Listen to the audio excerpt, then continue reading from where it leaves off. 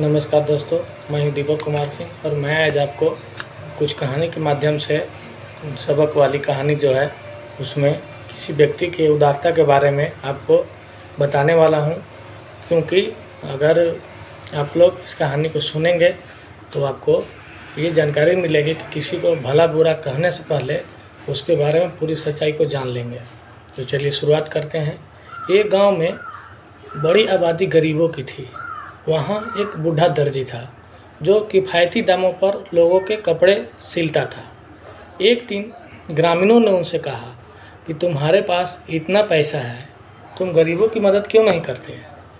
गांव के पुस्तक विक्रेता को देखो, उसके पास तुम्हारी तुलना में आधी दौलत है भी नहीं है, फिर भी वह ज़रूरतमंदों को मुफ्त में किताबें देता है। बूढ़े दर्जी ने कहा कि मनुष्य के इरादे क्या है यह केवल ईश्वर ही जान पाता है, और केवल ईश्वर को ही यह अधिकार है कि हमें हमारी धन दौलत के लिए जिम्मेदार ठहराएं। गांव के लोग दर्जी को कंजूस समझकर उसे भला बुरा कहते हुए लौट गए और कुछ दिनों बाद उस दर्जी की मृत्यु हो जाती है।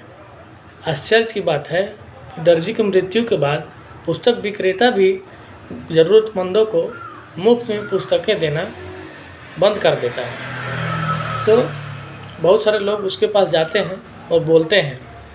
तो उसने बोला कि जो मैं मुफ्त में पुस्तकें देता था उसमें उस बूढ़े दर्जी का हमें आर्थिक सहयोग होता था, जिसकी वजह से मैं ज़रूरतमंदों को पुस्तकें देता था।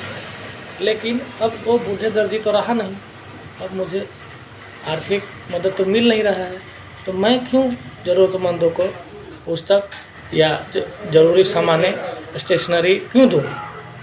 अब मैं ऐसा नहीं कर सकता। तो मोरल ऑफ द स्टोरी, इस कहानी से आपको क्या शिक्षा मिलती है कि किसी को भला बुरा कहने से पहले उसके बारे में पूरी सच्चाई को हम जान लें, उसके बाद ही किसी के बारे में उसका चरित्र का चिंतन करें।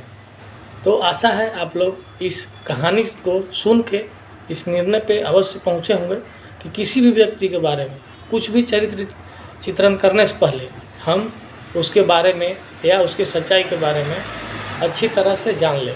धन्यवाद।